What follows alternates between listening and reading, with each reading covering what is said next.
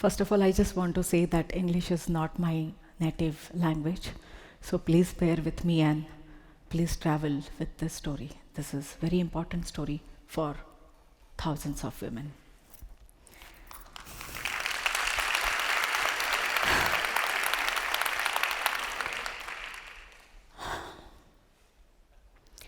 Each of us identifies with a name which was specially given to us with love at our birth. It's what our teachers call us. It's on our ID card. And it even shows up on our to-go coffee. But what if that name was erased at a very young age? When a young girl or woman is married, and then her name is replaced with a label, one that denotes her as a property, lacking any societal respect, any identity papers. Let me tell you about a group of women who have been virtually erased in this way by the society. They all are called Paros. A throwaway identity used to make women anonymous, unidentifiable, interchangeable, and invisible. This is the brutal reality for thousands of girls and women in the Mewat region of India. Sold as a bride slaves at ages as young as 12 and married off to men decades older than them for less than the cost of a goat. Unlike other brides, these women have legal rights to their husband's property or sometime family name. Each of these women will often have minimum 6 or sometime as many as 12 children. And I am here to tell you that this shocking form of modern slavery is happening today in our world, right now.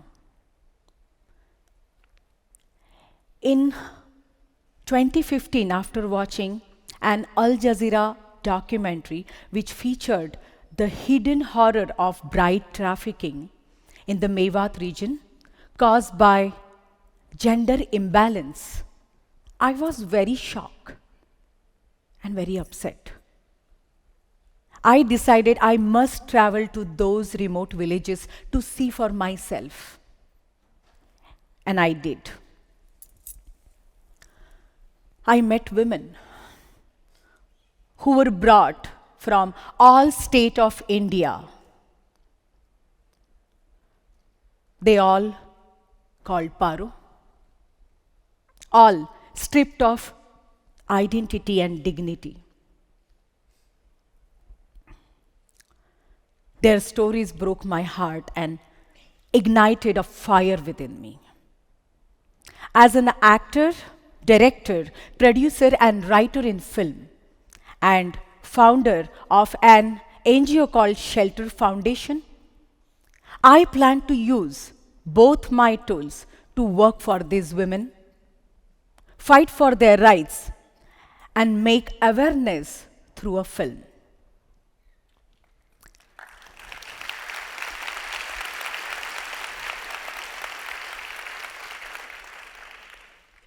I spent 3 years doing research and making film called Paro, the untold story of bride slavery, a cinematic testimony to their lives, raw, powerful, and impossible to ignore.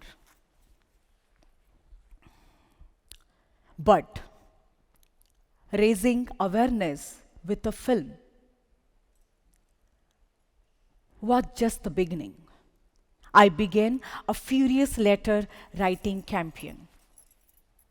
Here are few of many letters which I sent all government organizations in charge of laws and policies that could make a difference. However, government demanded data and proof of this silent epidemic. I learned that these practices had been around for 40 to 50 years. But there were no official record of these women, just decades of unspoken suffering. Seeing the suffering, I was determined to find justice. Through Shelter Foundation, I led the effort to collect this data. Next, over 18 months, I traveled village to village, and one by one, I met face-to-face women and girls who were labeled Paro. The area was dangerous. The local authorities did not offer me any security.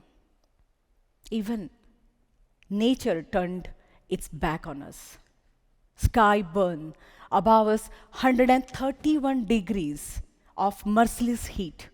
Food or water were scarce.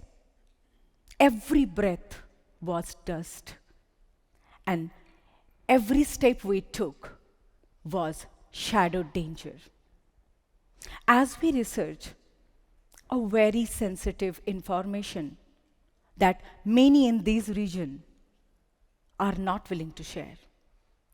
Some villages denied us entry altogether. With each girl or woman we approached, there were more than 10 men behind her with threatening eyes. But we were determined. And when my body nearly gave out, I saw the faces of girls and women etched with silent strength. Their eyes fixed on me with fragile hope. And my soul cried out, "Keep going." We were able to collect the names of over 4,000 women to bring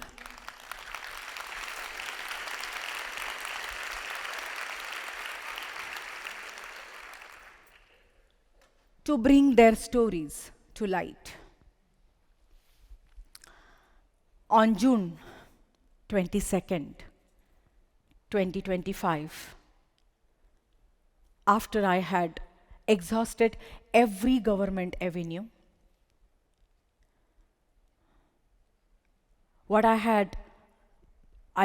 to share what I had learned, I finally got an appointment with Mrs. Vijaya Rahatkar, the chairperson of the National Commission for Women in India. I submitted all the data we had collected on Parros. She was shocked. Following our meetings, I received this letter, commending my work. Understanding the seriousness of the issue, Mrs. Vijaya Rahatkar invited me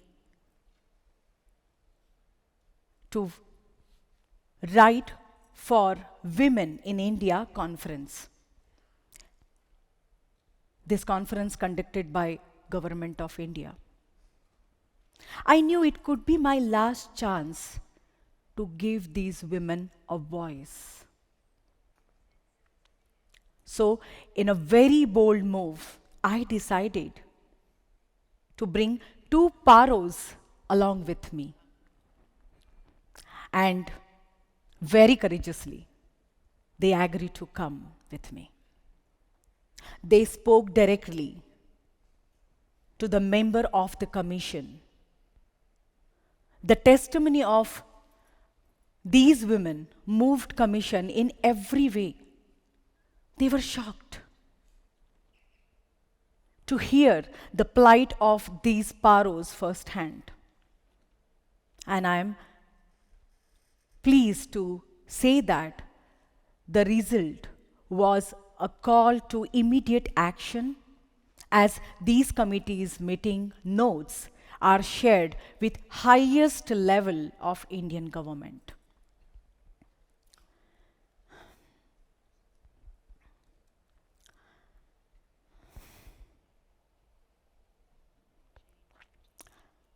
Change is going on, but progress is very slow. As we all know globally, government systems take time. We needed an immediate solution to empower these women.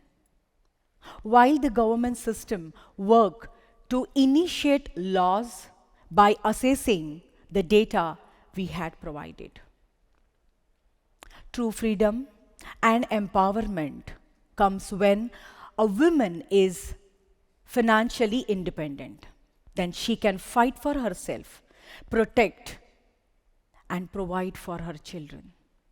With this thought, we approach Lijjat Papad Foundation, a renowned women-led cooperative that gives economic support through home-based production.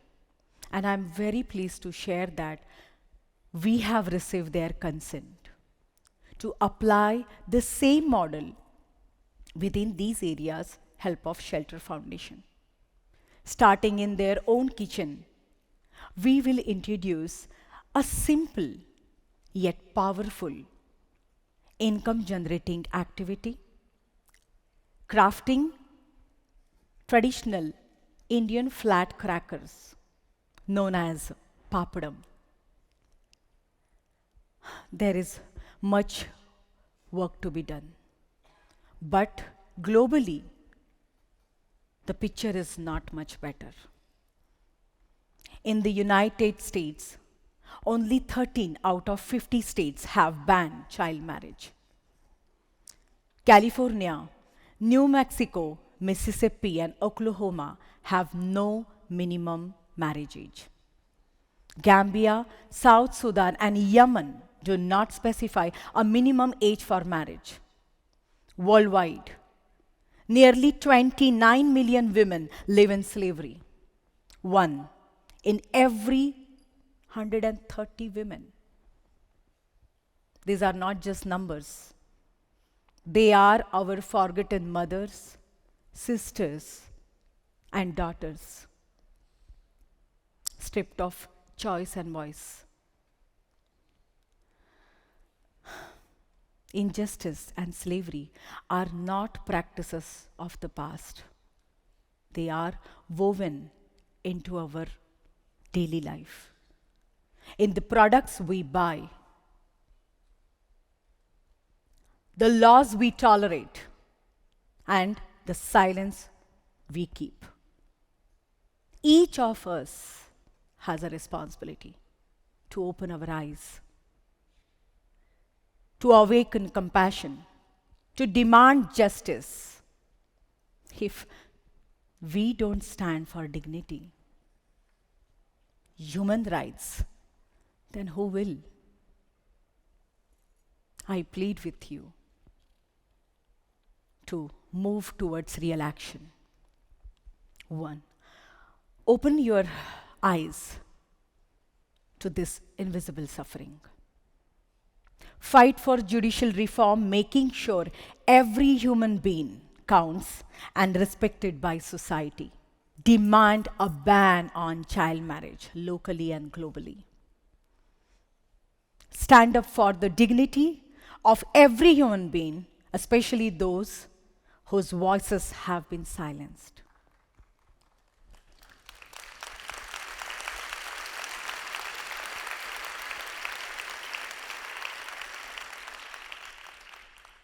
You matter.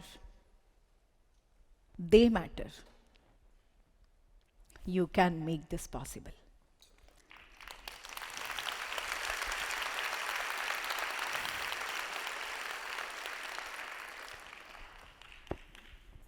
Remember this.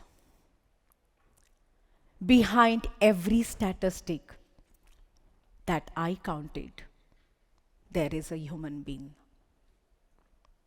A girl deserves a name, a life, and a dream. Let's shine a light on those enslaved. Restore their names. Reclaim their dignity. Because when we fight for the most vulnerable among us, we rise together as humanity. Thank you for listening.